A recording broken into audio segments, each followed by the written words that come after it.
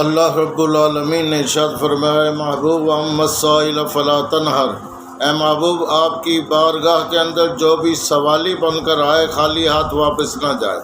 اللہ اکبر۔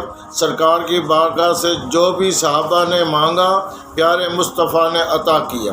حضرت سیدنا ابو ہریرہ رضی اللہ تعالی عنہ بارگاہ نبوت و رسالت کے اندر حاضر ہوئے اور عرض کیا یا رسول اللہ صلی اللہ تعالی علیہ وسلم، حافظہ بہت کمزور ہو گیا ہے، جو بات سنتا ہوں بھول جاتا ہوں۔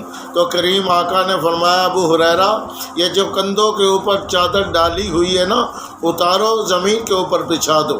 حضرت سیدنا ابو ہریرہ رضی اللہ تعالی عنہ نے وہ چادر مبارک اتاری، زمین کے اوپر بچھا دی۔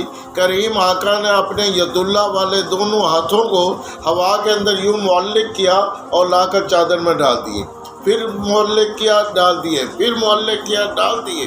اب صحابہ کرام دیکھنے والے دیکھ رہے ہیں، خالی ہاتھ اوپر جا رہے ہیں، واپس بھی خالی آ رہے ہیں، لیکن قربان جاؤں پیارے مصطفیٰ کی عنایت کے اوپر سرکار دو عالم علیہ السلام ان کو دونوں جہانوں کی نعمتیں عطا فرما رہے ہیں۔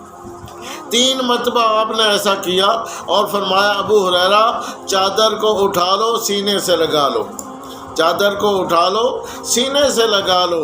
حضرت سیدنا ابو ہریرہ رضی اللہ تعالی عنہ نے چادر کو اٹھایا، سینے سے لگایا۔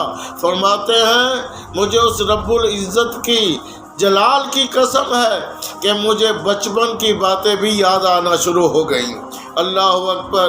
دیکھنے والے دیکھ رہے ہیں، خالی ہاتھ اٹھ رہے ہیں، لیکن پیارے مصطفیٰ علیہ السلام کے ہاتھ خالی نہیں، دونوں جہانوں سے بھرے ہوئے واپس آ رہے ہیں۔ امام اہل سنت رضی اللہ تعالیٰ عنہ اسی لیے فرماتے ہیں کہ مالک کونین ہے کو پاس کچھ رکھتے نہیں، دو جہاں کی نعمتیں ہیں ان کے خالی ہاتھ میں۔ حضور نے فرمایا چادر کو اٹھا لو، سینے سے لگا لو۔ اللہ اکبر۔